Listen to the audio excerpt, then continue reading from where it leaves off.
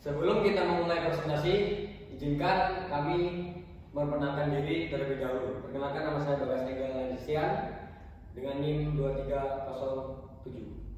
Perkenalkan, nama saya Seta Armasari dengan NIM 2323. Perkenalkan, nama saya Muhammad Iqbal Hendra dengan NIM 2345. Perkenalkan, nama saya Kanabila Putri dengan NIM 2377. Perkenalkan, nama saya Nurdini Kalma dengan NIM 2347. Perkenalkan, saya Naswa Adriana Putri dengan NIM 2355. Perkenalkan, nama saya Fia Hidayat Firza dengan NIM dengan belakang 69. Perut Anda lapar. Perusahaan manufaktur. Perusahaan manufaktur adalah perusahaannya kegiatan utamanya adalah mengelola bahan mentah atau bahan baku menjadi barang jadi. Lalu kemudian barang tersebut dijual. Kegiatan semacam ini sering disebut dengan proses produksi. Adanya klasifikasi pada perusahaan manufaktur adalah persediaan bahan baku, adanya persediaan dalam proses, persediaan barang jadi karena bersinggungan dengan kegiatan produksi. Maka laporan keuangan perusahaan manufaktur terdapat istilah harga pokok produksi. Contoh perusahaan manufaktur di Indonesia antara lain PT Indofood, Sukses Makmur, dan PT Astra Internasional. Perbedaan antara perusahaan dagang dan perusahaan manufaktur adalah: satu, perusahaan dagang menjual barang yang diperoleh dari pemasok. Dua, tujuan menjual kembali barang dagang dan tidak mengubah bentuk fisik maupun isinya. Tiga, memiliki persediaan barang jadi. Empat, dalam menentukan harga pokok barang relatif mudah. 5. Tidak menggunakan laporan harga pokok produksi. Dan untuk perusahaan manufaktur menjual barang yang diperoleh dengan cara mengelola bahan baku terlebih dahulu.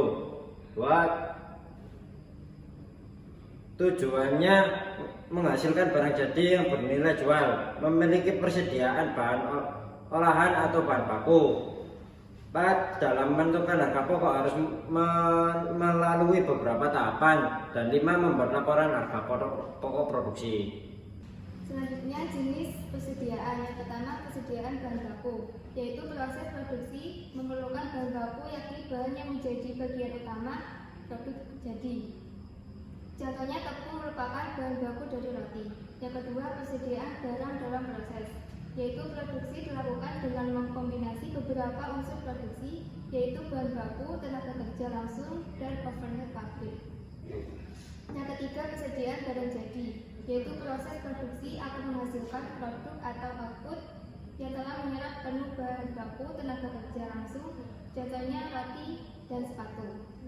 Selanjutnya, arus biaya perusahaan manufaktur.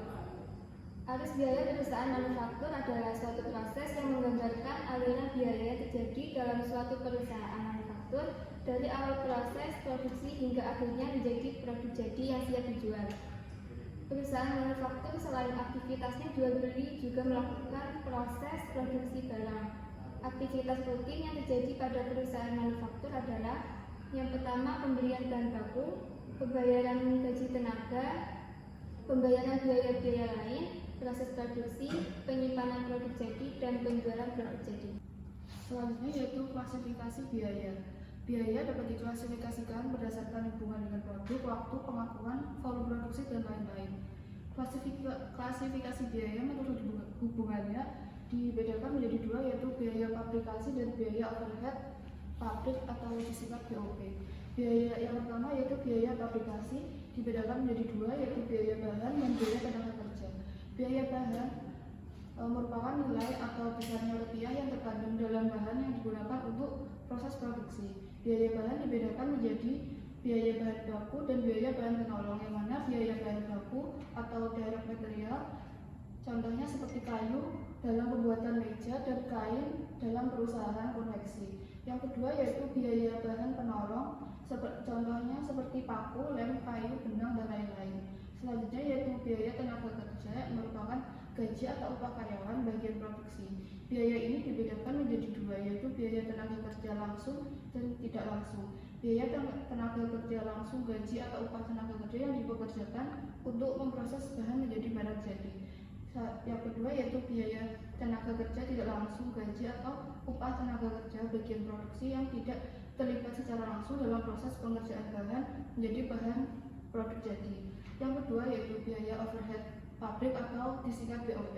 BOP ini adalah biaya yang timbul dalam proses produksi selain yang termasuk dalam biaya bahan baku dan biaya tenaga kerja langsung. Yang termasuk dalam BOP antara lain biaya pemakaian supplies pabrik, biaya pemakaian minyak pelumas, biaya penyusutan bagian produksi, biaya listrik bagian produksi, biaya pemeliharaan atau perawatan bagian produksi, biaya asuransi bagian, dan biaya pengawasan. Untuk contoh studi kasusnya, PT Kusuma merupakan perusahaan yang bergerak dalam pembuatan ini. Berikut ini transaksi yang dilakukan PT Kusuma pada bulan Oktober 2013. Pada tanggal 1, PT Kusuma membeli bahan secara kredit dengan harga sebesar Rp40 juta dengan syarat pembeli akan diberikan potongan 2% jika ia membayar harga faktur paling lambat 10 hari setelah tanggal transaksi.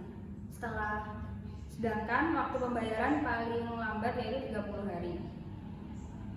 Dengan rincian bahan baku sebesar 30 juta dan bahan penolong sebesar 10 juta.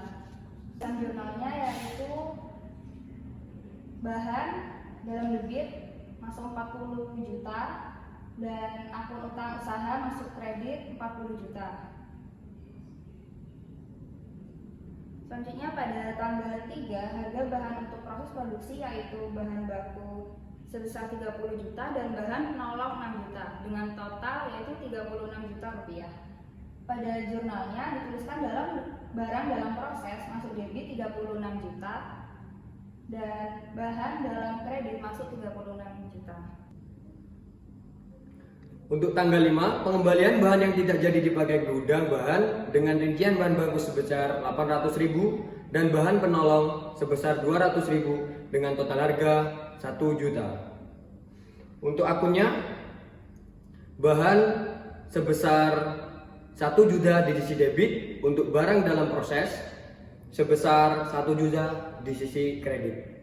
Di karyawan selama bulan Oktober sebesar 38.600.000. Di sisi akun gaji dan upah sebesar 38.600.000 di sisi debit dan utang gaji dan upah di sisi kredit sebesar 38.600.000. Pada tanggal 10, presentase distribusi gaji dan upah karyawan bulan Oktober. Yang pertama, tenaga kerja langsung 60%, yang kedua, tenaga kerja tidak langsung 15%, yang ketiga, gaji penjualan 10%, dan yang keempat, gaji administrasi 15%. Total keseluruhan 100%. Utang gaji di debit sebesar Rp38.600.000, pada kas di kredit Rp38.600.000. Yang selanjutnya pada tanggal 15, biaya overhead berupa depresiasi mesin sebesar Rp3 juta, lalu biaya overhead pada debit 3 juta, lalu akumulasi penyusutan mesin pada kredit 3 juta. Jurnal umumnya pada tanggal 20, akun yang pertama barang jadi di sebelah debit sebesar Rp55.200 juta. Akun yang kedua barang dalam proses sebesar Rp55.200.000 di sebelah kredit. Next. Pada tanggal 31 Oktober, pesanan yang sudah selesai dikerjakan pada tanggal 20 dikirim ke pemesanan bersamaan dengan faktur tagihan sebesar Rp85 juta dengan syarat 2/10 dan M/30. Bentuk jurnal umumnya adalah akun yang pertama terdapat piutang usaha berada di sebelah debit Rp58 juta dan akun yang kedua penjualan berada di sebelah kredit sebesar Rp58 juta. Akun yang ketiga harga pokok penjualan berada di sisi debit sebesar Rp29.800 juta. Akun yang keempat barang jadi berada di sisi kredit sebesar Rp29.800 juta.